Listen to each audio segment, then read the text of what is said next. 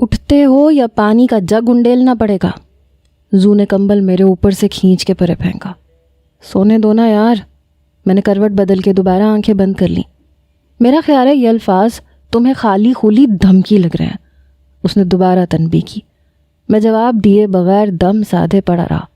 وہ اطمینان سے بولی، ٹھیک ہے، پہلے مرحلے میں آدھا گلاس پانی، اور اس کے پانی پھینکنے سے پہلے میں ہڑبڑا کے اٹھ بیٹھا۔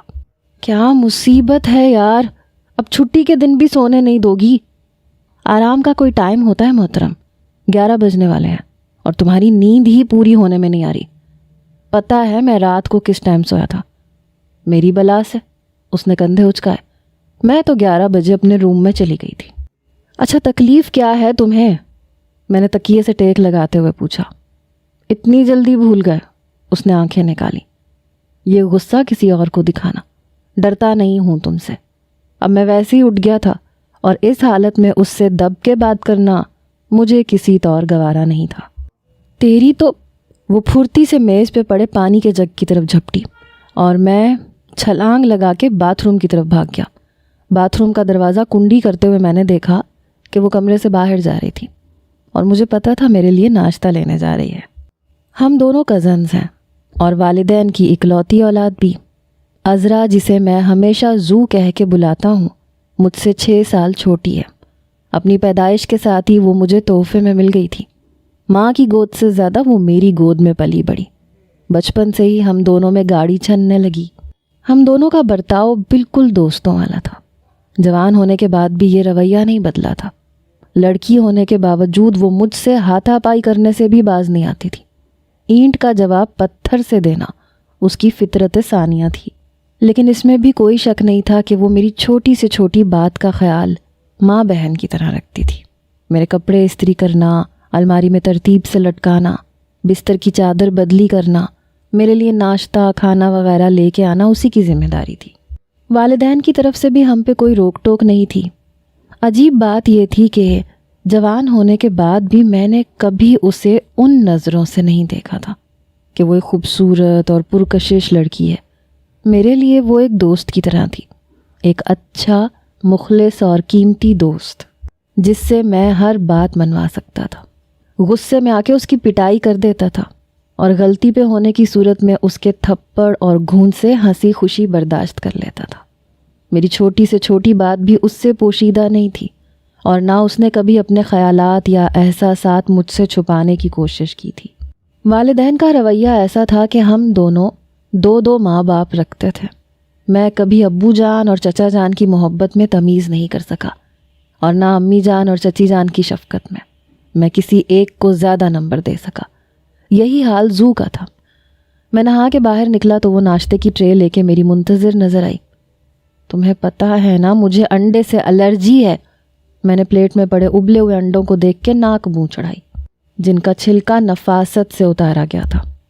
جانتی ہوں محترم، اس نے بے پرواہی سے کندھے اچکائے، لیکن موسم بدل رہا ہے اور سردیوں کی آمد کے ساتھ تمہیں پسند ہو یا نہ ہو انڈے کھانے پڑتے ہیں، اور ہر سال کی طرح اس مرتبہ بھی ٹھونسنے پڑیں گے۔ پر یہ 3 انڈے، تم تو روزانہ 1 انڈا لیتی ہو نا پھر؟ ہاں، آج بھی 1 ہی لوں گی، 2 تمہارے لیے ہیں۔ میں نے نہیں 2 انڈے کھانے، خود کھا لینا۔ میں نے لہجے میں سختی پیدا کرنے کی کوشش کی، گو کہ میں جانتا تھا کہ اگر اس نے ارادہ کر لیا ہے تو ہر صورت مجھے منا کے چھوڑے گی۔ وہ اپنی بات منوانا جانتی تھی۔ شاید عزت سے ناشتہ کرنا تمہیں اچھا نہیں لگتا۔ اپنے حصے کا انڈا اٹھا کے اس نے پلیٹ میری جانب کھسکا دی۔ یار زو، کیا بکواس ہے، میں نے پرزور احتجاج کیا۔ میرا نام عذرا مختار ہے۔ جب اس نے میری بات کا جواب نہیں دینا ہوتا تھا تو وہ یہی انداز اختیار کرتی تھی کہ کسی اعتراض نہ کرنے والی بات پہ اعتراض جڑ دیتی تھی۔ اگر میں نہ کھاؤں تو تم میرا کیا بگاڑ لوگی؟ میں نے ملک شیک کا گلاس ایک ہی سانس میں خالی کر کے پوچھا۔ کوشش کر کے دیکھ لو۔ اس کے اطمینان میں فرق نہیں آیا۔ نہیں، پھر بھی مطلب اگر میں صرف 1 کھا لوں؟ 1 کھاؤ یا بالکل نہ کھاؤ، سزا ایک ہی ملے گی۔ ذرا میں بھی سنوں۔ کل انڈیا اور پاکستان کا کرکٹ میچ ہے، وہ سیب چھیلتے ہوئے سرسری انداز میں بولی۔ اوہ شٹ یار، مجھے تو بھولا ہوا تھا۔ میں جلدی جلدی انڈے ٹھونسنے لگا کیونکہ اس کی دھمکی نہایت واضح تھی کہ اس نے مجھے کرکٹ کا میچ نہیں دیکھنے دینا تھا۔ گو وہ خود بھی میری وجہ سے ہی کرکٹ میچ دیکھتی رہتی تھی، لیکن جب ضد پہ آ جاتی تھی تو مجھے ایک جھلک بھی نہیں دیکھنے دیتی تھی، اور اس کا تجربہ مجھے ہو چکا تھا۔ پاکستان اور نیوزی لینڈ کا میچ شروع ہونے میں آدھا گھنٹہ رہتا تھا جب اس نے آئس کریم کھانے کی خواہش کا اظہار کیا۔ اس کا موقف یہ تھا کہ مارکیٹ سے آئس کریم لے کر ہم گھر بیٹھ کے کھا لیں گے، اور اس خریداری میں 20-25 منٹ سے زیادہ نہیں لگتے، مگر مجھے ٹی وی کے سامنے سے اٹھنا گوارا نہ ہوا، اور نتیجتاً میں وہ میچ نہ دیکھ سکا، اور اب میں انڈیا پاکستان کے میچ کی قربانی دینے کے لیے تیار نہیں تھا۔ وہ مجھے صرف کرکٹ کے میچ کی دھمکی نہیں دیتی تھی، اس زمن میں اس کے ترکش میں کئی تیر تھے۔ میری کسی قیمتی چیز کا بیڑا غرق کرنا، مجھے سونے نہ دینا، خود بھوک ہڑتال کر لینا وغیرہ۔ البتہ میری بات پر وہ زیادہ تر بے چوں چرا عمل کر لیتی تھی۔ کبھی نہیں کرنے کا اتفاق بھی ہو جاتا تو گدھے کی طرح مجھ سے پٹ جاتی تھی۔ ناشتہ کر کے وہ برتن سمیٹنے لگی۔ گھر میں نوکرانی موجود ہونے کے باوجود میرے کام وہ اپنے ہاتھوں سے کرنا پسند کرتی تھی۔ وہ برتن رکھ کے لوٹی تو میں ابھی تک اطمینان سے بیٹھا تھا۔ اب چلو بھی راجو، پہلے اتنے لیٹ ہو چکے ہیں۔ یار زو، کچھ خدا کا خوف کرو، مجھے شاپنگ سے اتنی چڑ ہوتی ہے کہ جی چاہتا ہے کہیں بھاگ جاؤں۔ بکواس کرنے کی ضرورت نہیں ہے، ہفتے بعد شادی ہے، کم سے کم 3 سوٹ خریدنے ہیں میں نے، جوتے اور میک اپ کا سامان بھی لینا ہے۔ پھر تمہارے لیے مجبوراً مجھے ہی خریداری کرنے پڑے گی، کیونکہ جناب کا انتخاب گھٹیا پن کی اعلیٰ مثال ہوتا ہے، اور یقیناً یہ کام 2-3 گھنٹوں میں تو نہیں نمٹایا جا سکتا۔ میں سر پکڑتے ہوئے بولا، کچھ خدا کا خوف کرو زو۔ خدا کا خوف ہی تو کر رہی ہوں، ورنہ تجھے 8 بجے مارکیٹ نہ لے جاتی۔ اچھا میری ماں، اب چلو، میں نے اس کے سامنے ہاتھ جوڑتے ہوئے کہا۔ وہ شرارت سے بولی، ویسے آج موڈ نہیں ہے تو یہ کام کل پہ بھی ٹالا جا سکتا ہے۔ پٹو گی مجھ سے؟ میں نے دانت پیسے اور وہ کھلکھلا کے ہنس دی۔ وہ اچھی طرح جانتی تھی کہ کرکٹ میچ میری کتنی بڑی کمزوری ہے۔ ہم سے پہر ڈھلے ہی واپس لوٹ سکے تھے۔ اپنے لیے شاپنگ کے ساتھ اس نے میرے لیے بھی شاپنگ کی تھی۔ یوں بھی میرے لیے کپڑے، جوتے، پرفیوم، کمرے کی سجاوٹ کا سامان، یہاں تک کہ موبائل اور لیپ ٹاپ تک وہ اپنی پسند سے خریدتی تھی۔ میں نے زندگی میں ایک مرتبہ اسپورٹس شرٹ خریدنے کی غلطی کی تھی، اور صرف ایک ہی دن پہن سکا تھا۔ اس کے بعد وہ کہاں غائب ہوئی مجھے آج تک پتہ نہیں چل سکا۔ البتہ اس کا رنگ کتنا بونگا تھا، لمبائی چوڑائی کتنی بے ڈھنگی تھی، اس پہ ہونے والا تبصرہ ہر خریداری کے موقع پہ دہرایا جاتا تھا۔ میں ماسٹرز کر رہا تھا جبکہ زو 2nd ایئر میں تھی۔ کالج وہ میرے ساتھ ہی جاتی تھی، البتہ واپسی پہ اسے ڈرائیور لینے جاتا تھا، کیونکہ مجھے یونیورسٹی سے تھوڑا لیٹ آنا ہوتا تھا۔ واپسی پہ وہ کالج کا لباس بدل کر میری خوابگاہ کی صفائی اپنی نگرانی میں کرواتی، پھر وہیں بیٹھ کے میرا انتظار کرتی۔ میری واپسی پہ ہم دونوں تھوڑی دیر تک گپ شپ کرتے، اکٹھے دوپہر کا کھانا کھاتے، اور اس کے بعد وہ آرام کرنے کے لیے اپنے کمرے میں چلی جاتی۔ اس دن بھی وہ کمرے کی صفائی کے بعد میرے بستر پہ ہی لیٹی ایک رسالے کی ورق گردانی کر رہی تھی۔ جب میں تیز قدموں سے چلتا ہوا اندر داخل ہوا، میرے چہرے پہ چھائے خوشی کے اثرات اسے نہال کر گئے۔ مجھے خوش دیکھ کے جانے کیوں وہ بھی کھل اٹھتی تھی۔ زو پتہ ہے آج میں بہت خوش ہوں، میں خوشی سے چہکا تھا۔ وہ تو تمہارے تھوبڑے سے بھی دکھ رہا ہے، وجہ پھوٹو۔ اس کا نام رخشندہ ہے، مجھ سے 1 سال جونیئر ہے اور بہت پیاری ہے۔ زو کے چہرے پہ ایک لمحے کے لیے عجیب سے تاثرات نمودار ہوئے، مگر اگلے ہی لمحے خود پہ قابو پاتے ہوئے اس نے زوردار کہا لگایا، محترم یہ غالباً 8ویں ہے یا پھر 9ویں، لیکن اس مرتبہ ایک دم اچانک، مطلب پہلے ذکر نہیں کیا۔ اچانک کہاں زو، مہینے بھر سے اس کے دائیں بائیں پھر رہا ہوں، مطلب پہلے مجھ سے یہ بات چھپائے رکھی۔ کیوں؟ وہ کیا ہے نا کہ اگر وہ نہ مانتی تو تم نے میرا مذاق اڑانا تھا۔ میں نے سوچا پہلے اسے منا لوں، اس کے بعد تمہیں بھی بتا دوں گا۔ منا نہ لوں، پٹا لوں کہو۔ اس نے زبان نکال کے مجھے چڑھایا۔ ویسے اگر وہ نہ مانتی پھر تو کیا، تمہیں پھر بھی بتا دیتا۔ بس میں جانتی ہوں، شرم آنی چاہیے تمہیں، اگر مجھے دوست سمجھتے تو پہلے دن ہی یہ بات بتا دیتے۔ زو سوری نا یار، اچھا آئندہ پہلے سے بتا دیا کروں گا، اس نے کہا لگایا۔ مطلب یہ آخری نہیں ہے، اس کے بعد بھی کہیں منہ مارنے کا ارادہ ہے؟ نہیں یار، میرا مطلب ہے ابھی رکشی سے ہونے والی ساری باتوں سے تمہیں آگاہ رکھوں گا۔ وہ تو خیر رکھو گے، جیسے سمینہ، رانی، پنکی، کرن، سنبل، اقدس، رضیہ کے بارے میں مجھے آگاہ رکھتے تھے۔ ہاں، اور سچ میں زو، اس مرتبہ میں سنجیدہ ہوں۔ اچھا مذاق ہے، وہ ہنسی۔ ویسے خاندانی بیک گراؤنڈ کیسا ہے؟ ایس پی کی بیٹی ہے۔ واہ، اس کا مطلب تو نے ذرا بھی گڑبڑ کی تو حوالات کی سیر کرنی پڑے گی۔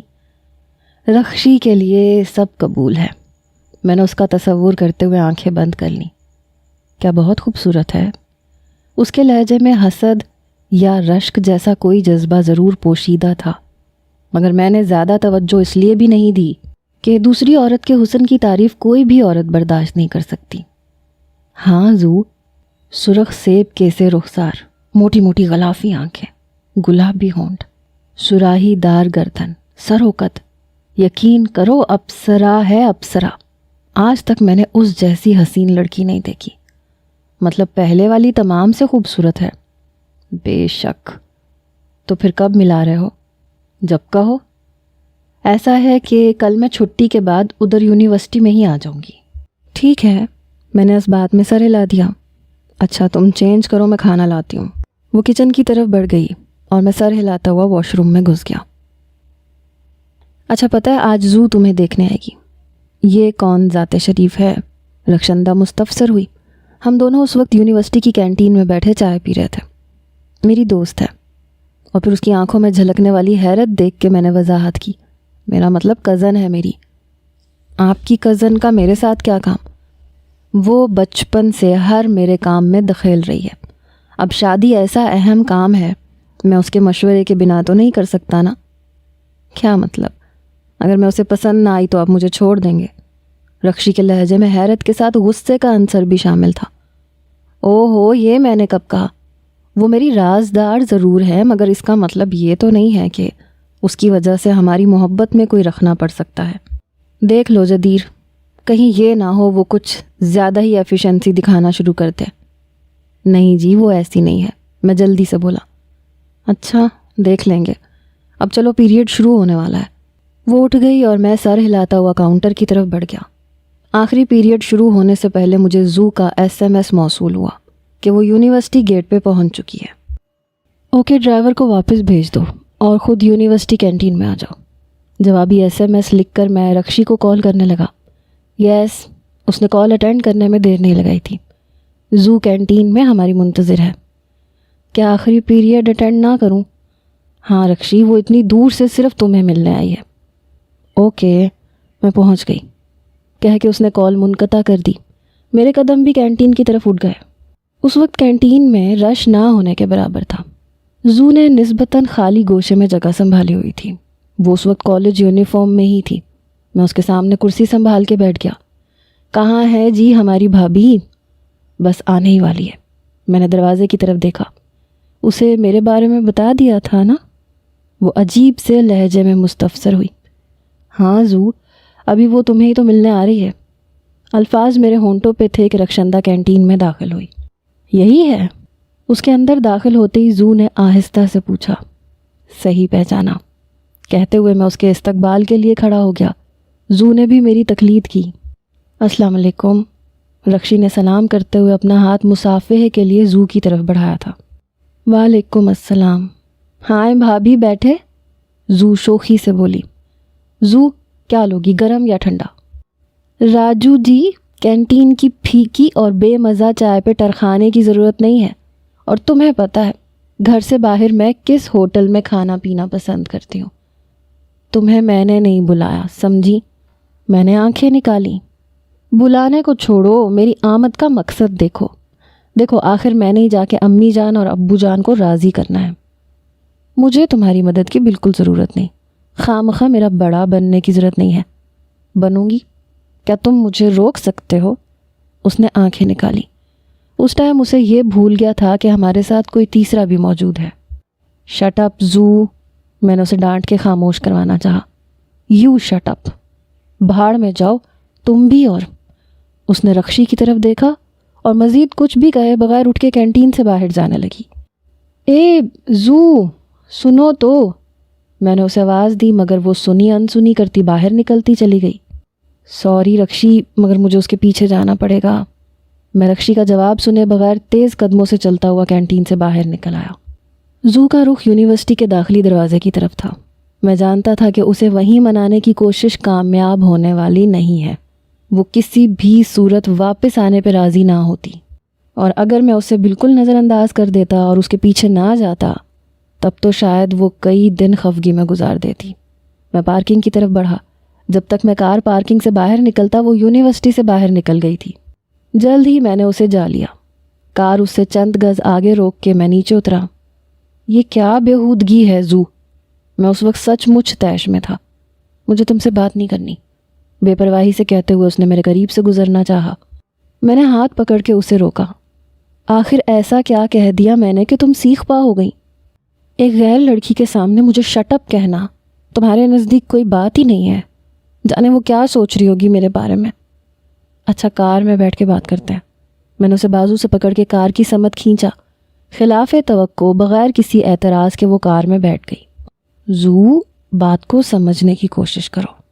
وہ کوئی غیر نہیں، میری ہونے والی بیوی ہے. اور تم نے بھی تو جواباً مجھے شٹ اپ کہہ دیا تھا. پھر خفا ہو کے وہاں سے بھاگنے کی کیا ضرورت تھی؟ اب میں جواب بھی نہ دیتی. اس نے آنکھیں نکالی. بات سمجھنے کی کوشش کرو یار.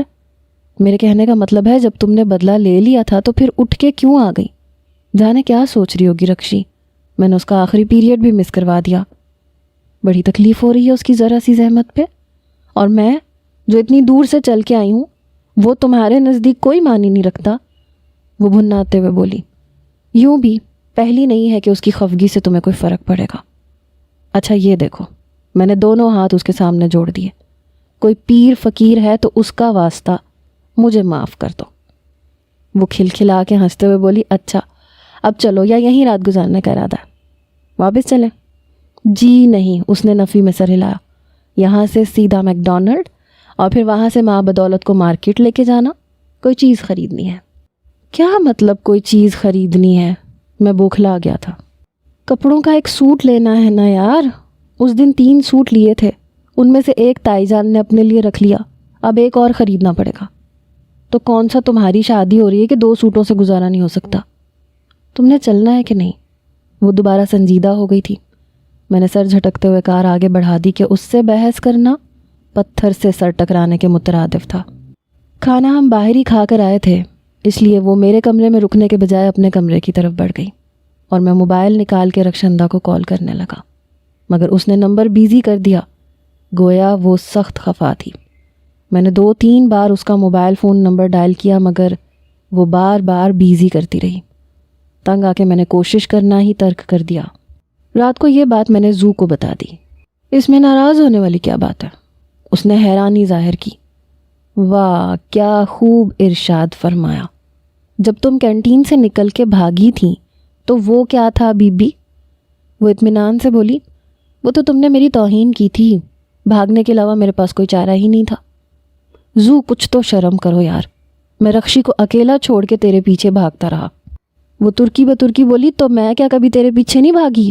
کبھی تیرے نخرے برداشت نہیں کیے؟ ہاں یہ تو ہے، مگر پھر بھی یار تمہیں یہ تو ماننا پڑے گا کہ رخشی کے ساتھ میں نے زیادتی کی ہے. اچھا کل جا کے منا لینا راجو. اب اس موضوع کو چھوڑو، جو ہونا تھا وہ ہو چکا. اور یوں بھی جب تم کسی لڑکی کے بارے میں سنجیدہ ہو جاؤ گے تو تم سے دور نہیں جا سکے گی. وہ بے عقل، نالائق اور بیکار. تم صرف میرے لیے ہو. لڑکیاں تمہیں ایسا نہیں سمجھتی. یوں بھی دور کے ڈھول سہانے ہوتے ہیں، البتہ قریب آنے کے بعد ان کے پاس بھاگنے کے علاوہ کوئی چارہ نہیں ہوتا. بے عقل اور نالائق تم ہوگی خود. اور کون سی لڑکی مجھے چھوڑ کے گئی ہے؟ ذرا نام تو بتاؤ. مجھ سے بار بار ان کے نام مت گنواؤ. تلاوت نہیں ہے کہ میں ہر منٹ بعد فہرست دہرانا شروع کر دوں. وہ تمام سے میں نے خود ہی قطع تعلق کیا ہے، اور یہ بات تم اچھی طرح جانتی ہو۔ اچھا، وہ استہزائیہ لہجے میں بولی، ذرا میں بھی تو سنوں کہ تو نے کس کس کو دھتکارا ہے۔ تو شروع کرتے ہیں سمینہ سے۔ تو کرو نا، اس کی اور تمہاری برتھ ڈے ایک ہی دن آ رہی تھی، اور اس کے دعوت دینے کے باوجود میں وہاں نہ جا سکا۔ وہ ہنسی، اور اگلے دن اس نے کہا کہ آئندہ مجھے اپنی منحوس شکل نہ دکھانا۔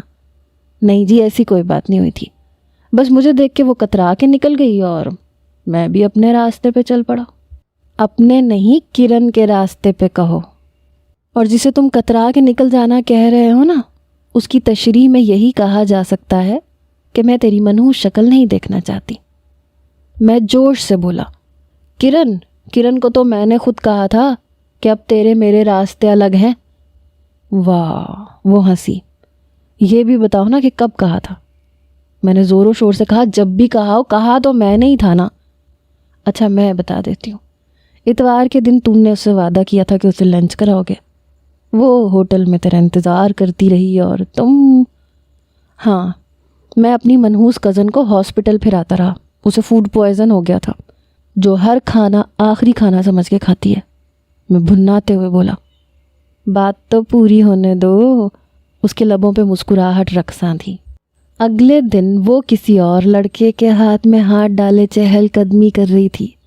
ایسی صورت میں محترم اس کے علاوہ کیا کر سکتے تھے کہ وہ پنکی کی جھولی میں جا گرے۔ اور یاد ہے تو نے پنکی کے سامنے کتنی قسمیں کھائی تھیں کہ میرے ساتھ تیرا کوئی افیئر نہیں، میں بس تیری اچھی دوست ہوں، کزن ہوں۔ مگر وہ نہ مانی اور اس نے تجھے سختی سے منع کیا کہ مجھ سے دور رہو تم۔ مگر ماں بدولت کو اتنی آسانی سے کسی کام سے نہیں روکا جا سکتا۔ پھر کیا ہوا؟ پنکی نے بھی تجھے اپنی زندگی سے نکال پھینکا اور… بس کرو میری ماں۔ میں نے کانوں کو ہاتھ لگا کے ہاتھ جوڑے تھے۔ میری ساری محبوباؤں کو مجھ سے دور کرنے والی تم ہو کمینی، لیکن اب میں رکشی کو ناراض نہیں ہونے دوں گا۔ اچھا، آئی ایم ریئلی سوری، لیکن یقین کرو میں نے جان بوجھ کے کبھی ایسا نہیں کیا۔ اس کے لہجے میں شامل ندامت گویا اس بات کی دلیل تھی کہ اسے رکشی کے ساتھ ہونے والی زیادتی کا احساس ہو گیا تھا، اور میرے لیے اتنا ہی کافی تھا کہ وہ ہٹ دھرم کسی طور اپنی غلطی مان گئی ہے۔ رکشی، بات تو سنو۔ جب وہ لاتعلقی سے میرے پاس سے گزرتی چلی گئی تو مجبوراً مجھے پکارنا پڑا۔ جی، پیچھے مڑ کے اس نے پھاڑ کھانے والے لہجے میں پوچھا۔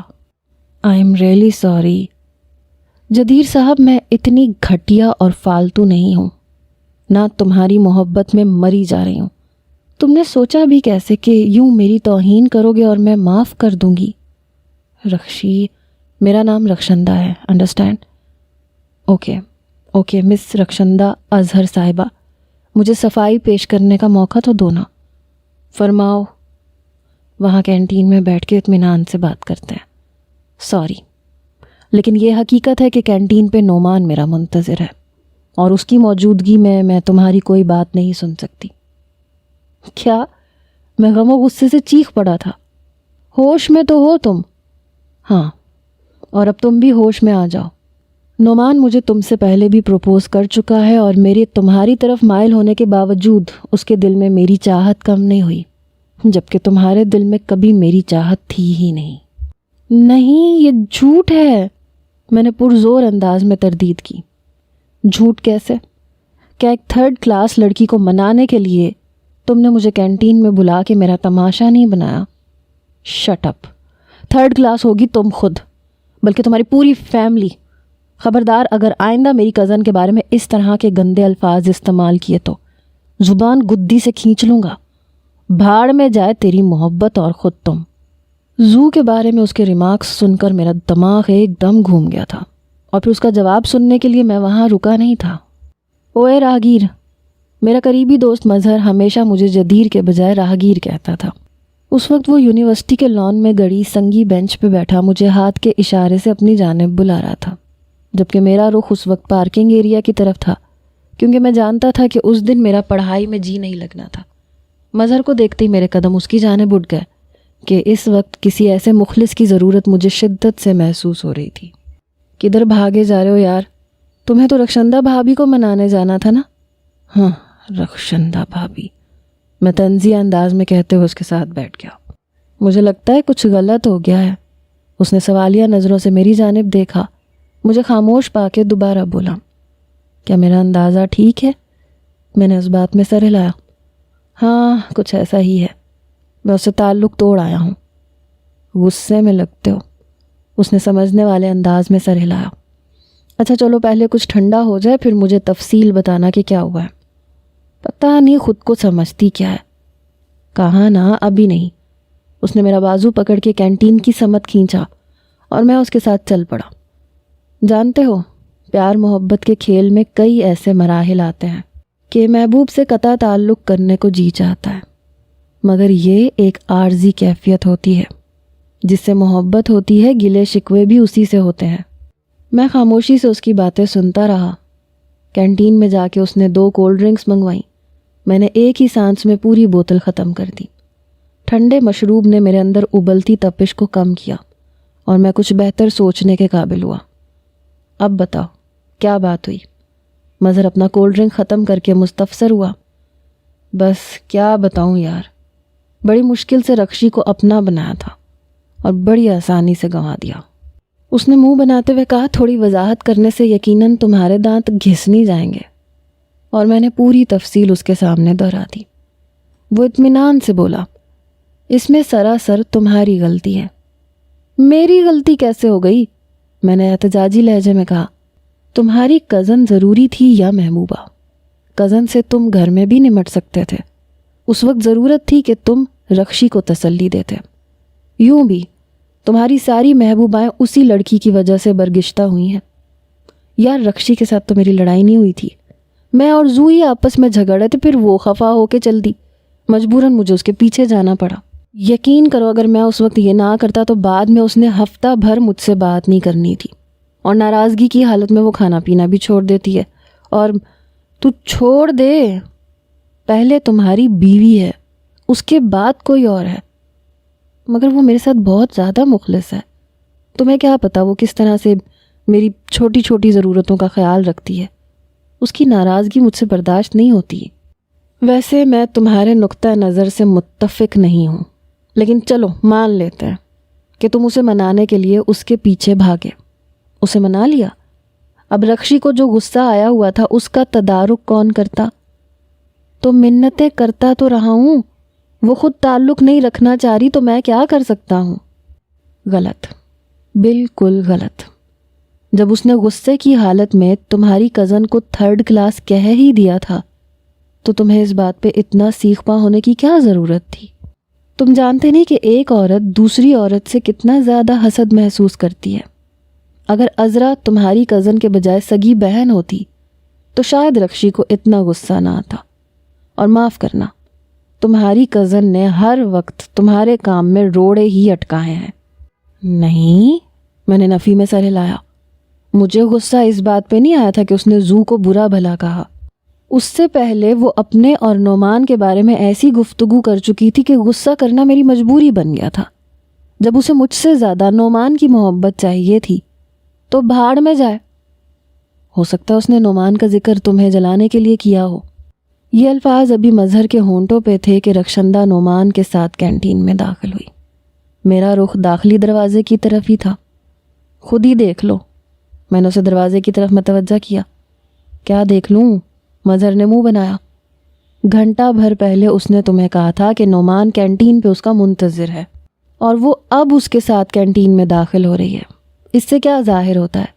یہی نا کہ اس وقت اس نے جھوٹ کہا تھا۔ اگر نعمان اس کا منتظر ہوتا تو وہ دونوں ہم سے پہلے یہاں موجود ہوتے۔ میں نے ایک گہرا سانس لیتے ہوئے کہا، چلو ابھی تو اپنے کہے کو سچ کر دیا نا اس نے۔ مظہر نے انکشاف کیا، ابھی بھی مجھے ڈرامہ لگتا۔ بہرحال میرے لیے تو اب یہی حقیقت ہے۔ میں بے پرواہی سے کہتے ہوئے اٹھ کھڑا ہوا۔ میرا خیال ہے مجھے چلنا چاہیے۔ مظہر مسکرایا، کیوں؟ برداشت نہیں ہو رہا؟ نہیں یار، میں صاف گوئی سے بولا، میرا خیال ہے ہم اتنا آگے نہیں بڑھے تھے کہ اب لوٹنا ناممکن لگے۔ ناممکن نہ صحیح، مشکل تو ہے نا۔ میں مسکرایا، مشکلوں تو زندگی کا حصہ ہے نا یار۔ اور یوں بھی میں پہلی بار اس مرحلے سے نہیں گزر رہا۔ یہ کہتے ہی میں آگے بڑھ گیا۔ مظہر نے اٹھنے کی ضرورت محسوس نہیں کی تھی۔ میں جانتا تھا کہ وہ رخشندہ کی ٹو میں لگا رہے گا۔ وہ میرا مخلص دوست تھا، وہ کبھی بھی مجھے رنجیدہ نہیں دیکھ سکتا تھا۔ ارے واہ، آج تو جلدی پہنچ گئے۔ یہی سوال میں تم سے بھی پوچھ سکتا ہوں۔ زو کو اپنے کمرے میں دیکھ کے میں حیران رہ گیا تھا، کیونکہ ابھی تک اس کی چھٹی کا وقت نہیں ہوا تھا۔ میرے سر میں درد تھا، اس لیے میں پہلے پیریڈ کے بعد واپس آ گئی تھی۔ اب کیسی طبیعت ہے؟ سرسری لہجے میں پوچھتے ہوئے میں بیڈ پہ بیٹھ کے جوتوں کے تسمے کھولنے لگا۔ ڈسپرین لے کے گھنٹہ بھر آرام کیا تھا، اب بالکل ٹھیک ہوں۔ چلو شکر ہے۔ میرے لیے بھی فٹافٹ اچھی سی چائے بنا کے لے آؤ۔ چپل پہن کے میں نے باتھ روم کا رخ کرتے ہوئے کہا۔ ابھی تو کھانے کا وقت ہے، بعد میں پی لینا۔ نہیں، مجھے بھوک نہیں ہے۔ میں دروازہ کھول کے اندر داخل ہونے لگا۔ وہ سرد سے بولی، بات سنو۔ میں نے رک کے اس کی جانب سوالیہ نظروں سے دیکھا۔ میں نے آج مچھلی بنائی ہے۔ مچھلی ہم دونوں کی پسندیدہ خوراک تھی۔ تم کھا لو، میں بس ایک کپ چائے لوں گا۔ یہ کہہ کے میں باتھ روم میں گھس گیا۔ جب میں باہر آیا تو وہ چائے کا کپ لا چکی تھی۔ میں جانتا تھا کہ میرے بغیر اس نے بھی کھانا نہیں کھانا تھا، مگر میں جان بوجھ کے کھانے کا ذکر کیے بنا چائے پینے لگا۔ وہ خاموش بیٹھی مجھے گھورتی رہی۔ چائے پی کے میں نے خالی کپ تپائی پہ رکھا اور بستر پہ لیٹ گیا۔ زو، میں تھوڑی دیر آرام کروں گا۔ اے راجو، کیا ہوا؟ وہ میرے ساتھ بیڈ پہ بیٹھ کے میرے بالوں میں انگلیاں پھیرنے لگی۔ کچھ نہیں، مختصر جواب دے کے میں نے آنکھیں موند لی۔ کیا وہ خفا ہو گئی ہے؟ نہیں، اس نے قطع تعلق کر لیا ہے۔ میری وجہ سے ہے نا؟ زو کی آواز میں کئی اندیشے لرز رہے تھے۔ نہیں، میں نے اسے متون کرنا مناسب نہیں سمجھا تھا، حالانکہ ہم دونوں اچھی طرح جانتے تھے کہ میری تمام ناکام محبتوں کی بڑی وجہ زو ہی تھی، بلکہ وہ کسی اور سے محبت کرتی ہے۔ تو پہلے اسے نہیں پتا تھا؟ شاید نہ ہو، مگر میرے رویے نے اسے اس کی جانب مائل کر دیا۔ کیا وہ بہت خوبصورت ہے؟ یہ تو رکشی کو پتا ہوگا کہ وہ اسے کتنا اچھا لگتا ہے۔ اگر میں رکشی سے بات کروں، بلکہ اس سے سوری کر لوں؟ چھوڑو زو، تم جاؤ آرام کرو۔ چلی جاتی ہوں، وہ اطمینان سے بولی، مگر اس کی انگلیاں اسی طرح میرے بالوں میں سرسراتی رہیں، اور پھر مجھے پتہ ہی نہ چلا کب میری آنکھ لگ گئی۔ اگلے دن میں بریک ٹائم پہ کینٹین میں داخل ہوا تو زو کو رکشی کے ساتھ بیٹھے دیکھ کر میری آنکھیں حیرت سے پھیل گئی تھیں۔ میں سرعت سے ان کی میز کی جانب بڑھا۔ جانے وہ رکشی کو کیا پٹی پڑھانے آ گئی تھی۔ گو اس نے مجھ سے کہا تھا کہ وہ رکشی کو سوری کہنے آئے گی، مگر اس سے کچھ بعید نہیں تھا کہ وہ اسے راضی کرتے کرتے پھر لڑائی شروع کر دیتی۔ کبھی کبھی میں سوچتا کہ اسے اپنی زندگی میں اتنا زیادہ دخیل نہیں ہونے دینا چاہیے تھا، مگر پھر اس کی محبت، خلوص اور خدمت کی سوچ مجھے ملامت کرنے لگتی۔ زو، تم یہاں؟ قریب جانے پہ بھی جب وہ میری جانب متوجہ نہ ہوئی تو مجھے خود ہی کہنا پڑا۔ راجو، تم بیٹھو نا، میں رخشندہ کو سوری کہنے آئی تھی۔ دراصل اس دن تم سے جھگڑتے ہوئے میں نے ان کے نازک جذبات کا خیال ہی نہیں کیا۔ رکشی نے کہا، کوئی بات نہیں عذرا، میں خفا نہیں ہوں، بس وقتی طور پہ غصے میں آ گئی تھی۔ وہ میری طرف دیکھنے سے گریز کر رہی تھی۔ میں نے کہا، غالباً چائے منگوانا تمہیں بھول گیا ہے۔ تو منگوا دو، زو نے آنکھیں نکالی۔ تم نے اسے چائے پہ ہی ٹرخانا ہے۔ یہ دیکھ رہی ہو؟ میں نے دونوں ہاتھ اس کے سامنے جوڑتے ہوئے کہا، چائے بھی پی لو اور میک ڈونلڈز جا کے بھی زہر مار کر لینا۔ اس نے زوردار کہا لگایا۔ محترم ایک دن کی دوری بھی برداشت نہیں کر سکے اور گھٹنے ٹیک دیے۔ کہا تھا نا پنگا نہیں لینا۔ بھابھی میری کوئی بات نہیں ٹالتی۔ کیوں رکشی بھابھی؟ اس نے اچانک رخشندہ سے پوچھا اور وہ سر جھکا کے شرمانے لگی۔ بس اتنی سی بات تھی، اب ذرا جلدی سے رکشی بھابھی کو سوری کہو۔ غضب خدا کا، اگر میں تم سے جھگڑ کے چل دی تھی تو تم کیوں میرے پیچھے بھاگ پڑے؟ اب تمہیں اخلاقیات بھی میں سکھاؤں گی۔ میں اس وقت اس کی باتوں کا جواب دینے کی پوزیشن میں نہیں تھا۔ اتنی آسانی سے رکشی سے صلح ہو رہی تھی۔ میں جلدی سے بولا، سوری رکشی، ریئلی مجھ سے غلطی ہو گئی، لیکن یقین مانو ایسا انجانے میں ہوا۔ یوں بھی زو کے ساتھ لڑائی جھگڑا تو روز کا معمول ہے۔ اٹس اوکے جدیر، وہ شرماتے ہوئے بولی۔ مجھے بھی بس خواہ مخواہ غصہ آ گیا تھا، حالانکہ یہ کوئی اتنی بڑی بات نہیں تھی۔ چلیں جی، یہ مسئلہ تو ہوا حل، اب میک ڈونلڈس چلتے ہیں۔ زو نے خوش دلی سے مسکراتے ہوئے تجویز پیش کی، مگر جانے کیوں مجھے اس کی ہنسی میں مصنوعی پن چھلکتا نظر آیا۔ اوکے محترمہ، لیکن کیا رکشی اپنے باقی کے پیریڈز کی قربانی دے پائے گی؟ رکشی مسکرائی۔ اگر عذرا کی یہی خواہش ہے تو یقیناً میرا جواب نفی میں نہیں ہوگا۔ بھابھی زندہ باد، زو نے آہستہ سے نعرہ لگایا اور رکشی کے چہرے پہ قوس قزح کے رنگ جھلملانے لگے۔ جلد ہی میں اور رکشی ایک دوسرے کے بہت زیادہ قریب آ گئے تھے۔ اس کے بنا مجھے اپنی زندگی ویران لگنے لگی تھی، یہی حال اس کا بھی تھا۔ کئی دفعہ وہ میرے لیے اپنے پسندیدہ پیریڈ بھی مس کر دیتی تھی۔ جب تک ہم اکٹھے رہتے، ہماری نظریں اور زبان محو گفتگو رہتی، اور نگاہوں سے اوجھل ہوتے ہی موبائل فون پہ پیغامات کا سلسلہ شروع ہو جاتا۔ میں زو کو بھی پہلے کی طرح وقت نہیں دے پا رہا تھا، لیکن زو ایسی لڑکی تھی کہ اپنے لیے زبردستی وقت نکلوا لیتی تھی۔ اور پھر اسی اثناء میں ایک دن میرے سر پہ قیامت ٹوٹ پڑی۔ میری سالگرہ قریب تھی، گو میں کبھی بھی اس غیر اسلامی اور غیر ضروری تہوار کے حق میں نہیں ہوں، مگر زو، امی جان اور چچی جان کے سامنے میری ایک نہیں چلتی تھی۔ اس مرتبہ بھی زو 10-15 دن پہلے سے ہی سالگرہ کی تیاریوں میں مشغول ہو گئی تھی۔ اس دن میں یونیورسٹی سے گھر پہنچا تو زو میرے کمرے میں موجود نہیں تھی۔ زو زو کہاں مر گئی ہو؟ خوابگاہ خالی دیکھتے ہی میں چلایا۔ مجھے سخت بھوک لگی تھی۔ عذرا بیٹی تو کہیں گئی ہوئی ہے بیٹا، ممی جان نے پرشفقت لہجے میں بولتے ہوئے میرے کمرے میں داخل ہو کے بتایا۔ کیا کھانا لے آؤں؟ کہاں گئی ہے؟ کچھ خریداری کرنی تھی، کالج سے آتے ہی ڈرائیور کو ساتھ لے کے مارکیٹ بھاگ گئی ہے۔ تمہیں پتہ ہے نا تمہاری سالگرہ آنے والی ہے، اور ان دنوں وہ اسی کی تیاریوں میں مصروف ہے۔ ٹھیک ہے امی جان، لیکن مجھے سخت بھوک لگی ہے۔ وہی تو پوچھا تھا کہ کھانا لے آؤں، وہ شفقت سے مسکرائیں۔ میں مستفسر ہوا۔ زو نے کھا لیا؟ بتایا تو ہے، کالج سے آتے ہی خریداری کرنے بھاگ گئی ہے۔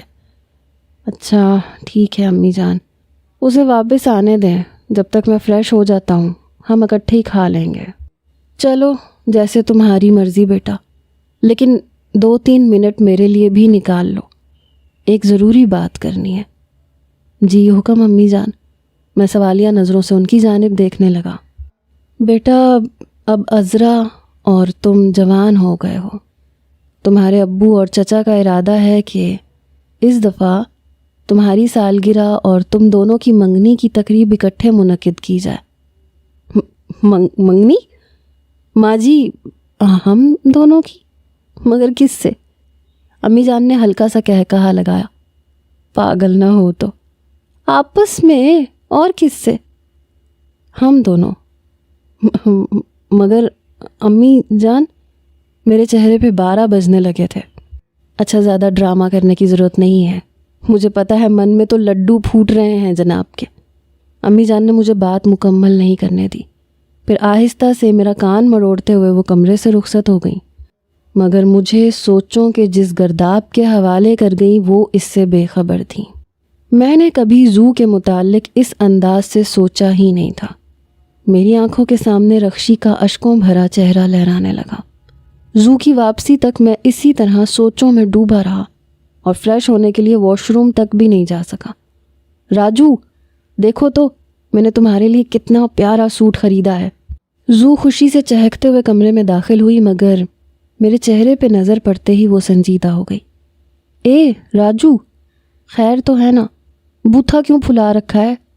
وہ ایسی ہی تھی، میرے موڈ کا اندازہ لگانا اس کے لیے بہت آسان تھا۔ میں نے مری مری آواز میں کہا، زو ہم بہت بڑی پرابلم میں پھنس گئے ہیں۔ یا اللہ خیر، اس نے ہاتھوں میں اٹھائے ہوئے شاپر کارپٹ پہ پھینکے میرا ہاتھ تھامتے ہوئے سامنے بیٹھ گئی۔ میں ہونٹ چباتا ہوا اس کے شاپنگ کیے ہوئے سامان کو گھورتا رہا۔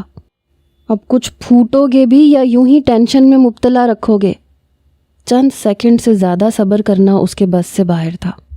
ماں جی بتا رہی تھیں کہ اس دفعہ میری سالگرہ اور ہماری منگنی کی تقریب اکٹھے سیلیبریٹ کی جائے گی۔ ہماری منگنی مطلب؟ میں قطع کلامی کرتے ہوئے بولا، مطلب واضح ہے زو، تمہاری اور میری منگنی۔ اس کے چہرے پہ حویدہ پریشانی کے آثار معلوم ہوئے۔ اس نے گہرا سانس لے کے پوچھا، تو؟ میں جھلا کے بولا، تو یہ کیا چھوٹی بات ہے؟ پتہ نہیں، وہ بے پرواہی سے بولی، مگر یہ اتنی بڑی بات بھی نہیں ہے کہ تم یوں پریشان ہو جاؤ۔ شاید تمہارے لیے نہ ہو کیونکہ تم کسی سے محبت نہیں کرتی۔ اس کے چہرے پہ اذیت بھرے اثرات ظاہر ہوئے اور کہنے لگی، صحیح کہا۔ یہ کہتے ہوئے شاپنگ والا سامان اٹھا کے الماری میں رکھنے لگی۔ سامان الماری میں رکھ کے وہ باہر چل دی۔ زو کہاں چل دیں؟ میرے لہجے میں حیرانی تھی۔ یار حد ہوتی ہے بے پرواہی کی بھی۔ وہ واپس مڑی۔ کیسی بے پرواہی؟ یہ بے پرواہی نہیں ہے تو کیا ہے؟ معلوم ہے مجھ پہ کیا گزر رہی ہے محترمہ، میری جان پہ بنی ہوئی ہے۔ میں رکشی کو کیا منہ دکھاؤں گا؟ کیسے اس کا سامنا کر پاؤں گا؟ اور پتہ ہے، مجھے لگتا ہے کہ اگر وہ مجھے نہیں ملی تو شاید میں زندہ بھی نہ رہ پاؤں۔ تو میں کیا کر سکتی ہوں؟ وہ روحان سی ہو کے دوبارہ بیٹھ گئی۔ تسلی دلاسا تو دے سکتی ہو نا؟ کیا فائدہ؟ اچھا فائدے نقصان کو چھوڑو، میرا ایک کام کرو۔ میرے لہجے میں التجا کا عنصر نمایاں تھا۔ جی، اس نے سوالیہ نظریں میری جانب اٹھائیں۔ ایسا کرو، تم امی جان کو جا کے بتا دو کہ تم مجھ سے منگنی نہیں کرنا چاہتی۔ کیا کیا کیا؟ اس نے آنکھیں نکالیں۔ خود پھوٹو نا جا کے، یہ کام لڑکیوں کے کرنے کے نہیں ہوتے۔ دیکھو زو، امی جان تمہیں بہت چاہتی ہیں اور ناممکن ہے کہ وہ تمہاری کوئی بات ٹال جائیں۔ وہ طنزیہ لہجے میں پوچھنے لگی، اور تم سے نفرت کرتی ہیں وہ، ہے نا؟ اگر یہ کہہ دیا تو سچ مچ نفرت کرنے لگیں گی۔ تو تم میری امی کے پاس جا کے انکار کر دو، اس نے مشورہ دیا۔ میں نے منہ بنایا، بات تو ایک ہی ہے نا۔ دیکھو راجو، اس معاملے میں تمہاری کوئی مدد نہیں کر سکتی۔ I am really sorry. زو میری طرف دیکھو، میں نے اس کا ہاتھ پکڑ کے کہا۔ اس نے اپنی موٹی موٹی شہد رنگ آنکھیں میری جانب گھمائیں۔ مجھے محسوس ہوا کہ وہاں کہیں دور گہرائی میں پانی کا ٹھاٹھے مارتا سمندر معجزہ زن ہے۔ شاید اس کے لیے بھی ہماری منگنی کی خبر دھچکے کا باعث بنی تھی، مگر عورت ذات ہونے کی وجہ سے وہ اپنا شدید رد عمل ظاہر نہیں کر پا رہی تھی۔ زو پلیز، میری خاطر، آخر تم خود کیوں بات نہیں کرتے؟ وہ چڑ سی گئی۔ تم چھوٹی ہونے کی وجہ سے لاڈلی ہو، اور پھر لڑکی ہونے کی وجہ سے بھی تمام ہمدردیاں تمہارے ساتھ ہوں گی، اس لیے اس نے قطع کلامی کی، اور تم چاہتے ہو کہ وہ ہمدردیاں میرے ساتھ باقی نہ رہیں۔ مجھے اچانک غصہ آیا اور میں نے دو ٹوک لہجے میں پوچھا، تم نے کہنا ہے یا نہیں؟ نہیں نہیں نہیں۔ وہ ایک مرتبہ پھر کھڑے ہو کے دروازے کی جانب چل دی۔ اس مرتبہ میں نے اسے روکنے کی کوشش نہیں کی تھی۔ دروازے کے قریب جا کر وہ رکی۔ پیچھے مڑے بغیر وہ کچھ دیر رکی رہی، پھر اچانک اس کی گلوگیر آواز میرے کانوں میں پڑی، ٹھیک ہے راجو، میں چچی جان کو کہہ دوں گی۔ اتنا کہہ کے اس نے رکنے کی کوشش نہیں کی۔ میں جانتا تھا کہ وہ میری ماں کے سامنے اپنی ساکھ خراب نہیں کرنا چاہتی تھی، مگر میری ضد نے اسے مجبور کر دیا تھا، کیونکہ وہ مجھے خفا کرنے کی متحمل نہیں ہو سکتی تھی۔ شکریہ زو، میں خوشی سے چہکا، مگر وہ میرا جواب سننے کے لیے رکی نہیں تھی۔ ساری پریشانی زو کے حوالے کر کے میں بے فکر ہو گیا تھا۔ شام کے وقت جب میں کرکٹ کھیل کے اسٹیڈیم سے لوٹا تو چچا جان کے بیڈ روم کے سامنے سے گزرتے ہوئے چچی جان کی بلند آواز میرے کانوں میں پڑی، دماغ خراب ہو گیا ہے اس لڑکی کا، منع کیا تھا نا کہ بس میٹرک تک پڑھا لیا بہت ہے، لیکن میری سنتا کون ہے اس گھر میں؟ وہ شاید چچا جان سے مخاطب تھیں۔ یقیناً زو نے بات چھیڑ دی تھی۔ جواباً چچا جان نے جانے کیا کہا کہ ایک بار پھر چچی جان کی بلند و بانگ آواز میری سماعتوں میں گونجی، راجو ایسا بچہ نہیں ہے، تیری لاڈلی کے نخرے ختم ہونے میں نہیں آتے۔ بلا شبہ شادی سے انکار کر کے زو تختہ مشک بننے والی تھی، مگر اتنا خود غرض میں بھی نہیں تھا کہ اسے اکیلا چھوڑ دیتا۔ اس کا ساتھ دینا اس لیے بھی ضروری تھا کہ تمام لوگوں کے تانوں اور کوسنوں سے تنگ آ کر وہ اپنی آمادگی بھی ظاہر کر سکتی تھی، اور اس شادی سے پہلو تہی میری ضرورت تھی نہ کہ اس کی۔ میرے قدم چچی جان کے کمرے کی طرف بڑھ گیا۔ میں اندر آ سکتا ہوں؟ میں نے دروازہ ہلکے سے کھٹکھٹایا۔ آؤ بیٹا، چچی جان کی پرشفقت آواز سن کے میں اندر داخل ہو گیا۔ زو ڈبل بیڈ کے ساتھ پڑی لکڑی کی منکش کرسی پہ سر جھکائے بیٹھی تھی۔ چچا جان بیڈ پہ سرہانے سے ٹیک لگائے لیٹے تھے، جبکہ چچی جان لال بھبوکا کمرے کے وسط میں کھڑی تھی۔ چچی جان، میں معافی چاہتا ہوں، میں نے آپ کی پوری باتیں سن لی ہیں، مگر حقیقت یہ ہے کہ اس وقت جو بھی گھر میں موجود ہے اس نے سنی ہوں گی۔ بیٹا، اس نے بکواس ہی ایسی کی ہے کہ تم سنو گے تو شاید ساری زندگی اس سے بات بھی نہ کرو۔ میں نے کہا نا چچی جان، میں نے سن لی ہیں اور میں اس کے حق میں ہوں۔ شادی ایک ایسا بندھن ہے کہ کسی ایک فریق کے نہ چاہنے سے قائم نہیں کیا جا سکتا۔ زبردستی کی شادی خاندان کے خاندان تباہ کر دیا کرتی ہے، اور میں زو سے بالکل خفا نہیں ہوں، اور آپ سے بھی یہی عرض کرتا ہوں کہ ہمارا رشتہ اتنا کچا نہیں کہ ذرا سی بات پر اس میں دراڑیں پڑ جائیں، اور یقیناً ابھی آپ دیکھیں گی کہ میں زو کا خیال پہلے سے بھی زیادہ رکھوں گا۔ آپ بالکل بھی ٹینشن نہ لیں۔ مگر بیٹا، چچی جان کے چہرے پہ نظر آنے والی پریشانی مصنوعی نہیں تھی۔ میں جانتا تھا کہ وہ زو سے زیادہ مجھے چاہتی ہیں، اسی طرح امی جان مجھ سے زیادہ زو پر جان دیتی تھیں۔ کوئی اگر مگر نہیں۔ میں نے چچی جان کے گلے میں باہیں ڈال کے ان کا ماتھا چوم لیا۔ وہ مجھے امی جان کی طرح ہی پیاری تھیں۔ انہیں یوں دھوکہ دینے پہ میرا اپنا دل بھی خفا تھا، مگر کیا کرتا، رکشی میری کمزوری تھی۔ زو نے کنکھیوں سے میری جانب دیکھا اور میں نے ایک آنکھ مینچ کے دانت نکال دیے۔ وہ دوبارہ نیچے دیکھنے لگی۔ بچے ٹھیک کہہ رہے ہیں جی، چچا جان نے میری تائید کرتے ہوئے کہا۔ بھائی جان سے میں خود بات کر لوں گا، اور عذرا بٹیا نے انکار تو نہیں کیا نا؟ وہ تو بس فی الحال اس منگنی کو مؤخر کرنا چاہتی ہے۔ سارے گھر والوں نے اس لاڈلی کی تائید ہی کرنی ہے، کہتے ہوئے چچی جان باہر نکل گئی۔ زو، اگر فارغ ہو تو چلو، تم سے کوئی ضروری بات کرنی ہے۔ چچی جان کے کمرے سے نکلتے ہی چچا جان تپائی پہ پڑی کتاب اٹھا کے مطالعے میں مصروف ہو گئے۔ موقع غنیمت جانتے ہوئے میں نے زو کو رفو چکر ہونے کا اشارہ کیا۔ جی مہربانی، میں نے ہوم ورک کرنا ہے۔ وہ قہر آلود نگاہ مجھ پہ ڈالتی ہوئی کمرے سے نکل گئی۔ آخر کو سارا کیا دھرا میرا تھا، اور اس کا اتنا غصہ کرنا حق بنتا تھا۔ رات کے کھانے کے بعد بھی وہ میرے پاس نہیں آئی۔ مجبوراً مجھے ہی اس کے کمرے میں جانا پڑا۔ اس کی خوابگاہ کی دیواریں میری تصاویر سے مزین تھیں۔ کہیں میں کرکٹ ٹرافی پکڑے کھڑا تھا، کہیں انعام وصول کر رہا تھا۔ اسی طرح میری بچپن کی وہ تصاویر جن میں میں امی جان یا چچی جان کی گود میں لیٹا ہوا تھا۔ کئی تصویروں میں ہم اکٹھے نظر آ رہے تھے۔ ان میں میری اور اس کے اپنے والدین کی تصاویر بھی شامل تھیں، مگر زیادہ تعداد میری تصاویر کی تھی۔ بچپن سے لے کر آج تک، سال بسال، میری ہر سالگرہ کی 22 تصاویر بھی ایک لائن میں لگی ہوئی تھیں۔ اس کے برعکس میرے کمرے میں اس کی صرف 2 تصویریں لگی ہوئی تھیں۔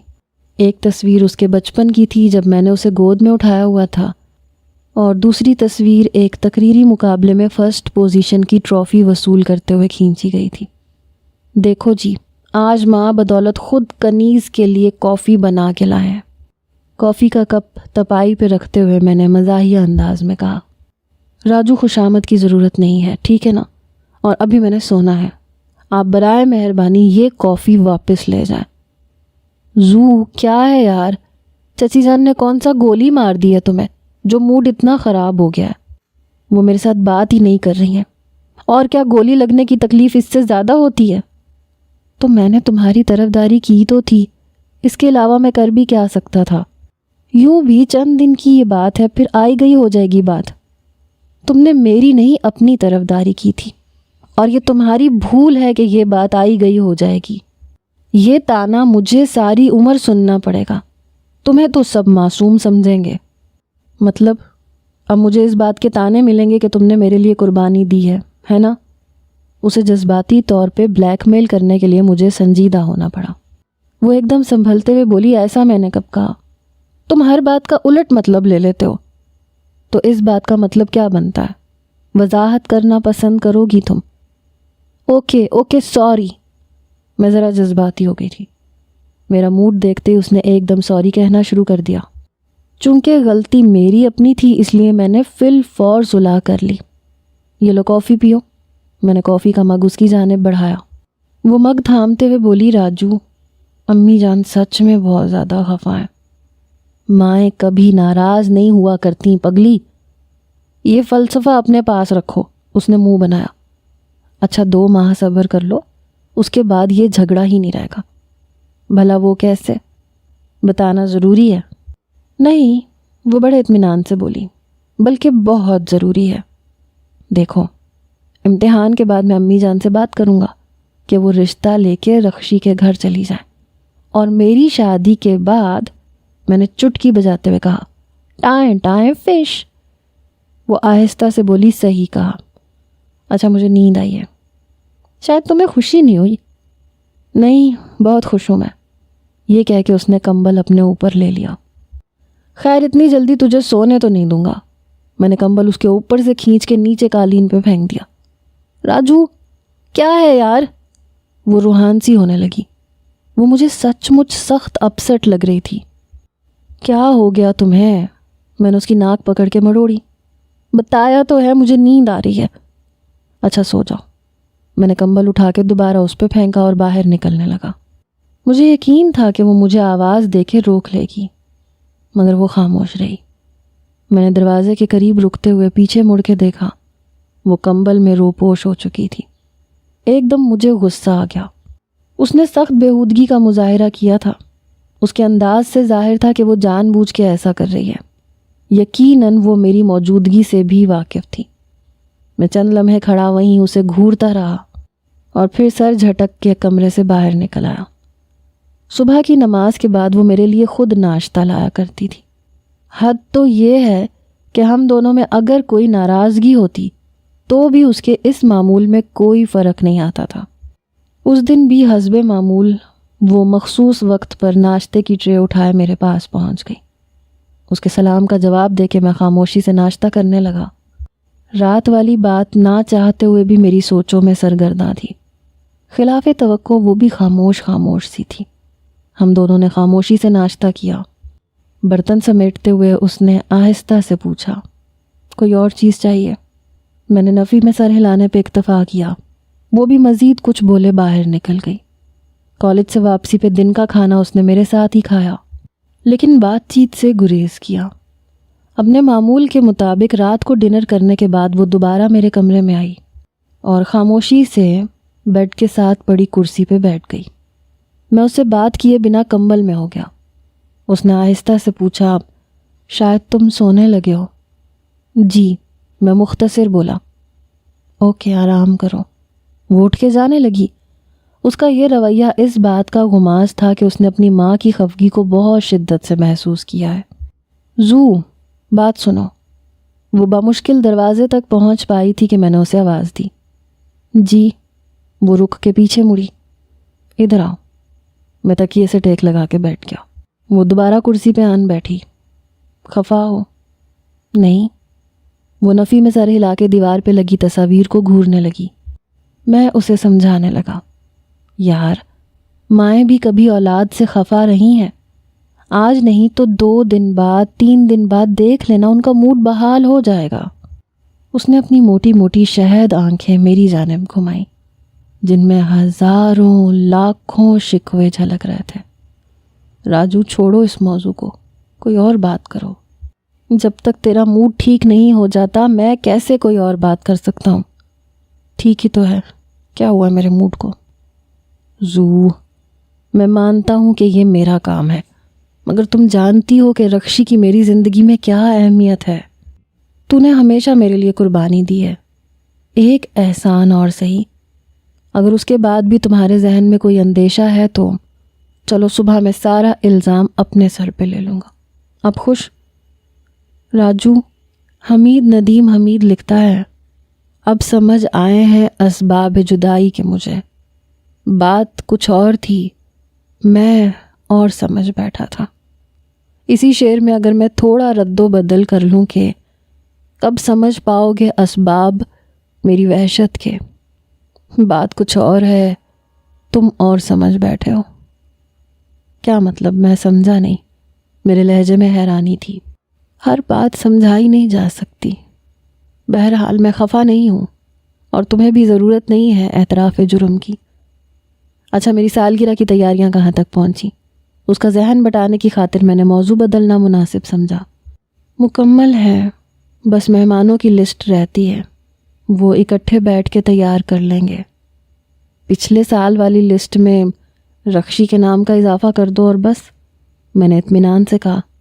وہ ہنسی۔ اور رضیہ کا نام نکال دوں، ہے نا؟ نہیں، رہنے دو، یوں بھی اس نے کون سا آ جانا ہے۔ پہلے تو پرانی والی کا نام مدعو افراد کی لسٹ میں سے نکال دیا کرتے تھے۔ اس وقت کوئی اور بات تھی، بلکہ تم ایسا کرو، پہلے والی تمام کا نام اس فہرست میں شامل کر دو، تاکہ انہیں بھی پتہ چل جائے کہ میری ہونے والی دلہن کیسی ہے۔ پتہ کیا چلنا ہے، انہوں نے آنا ہی نہیں ہے۔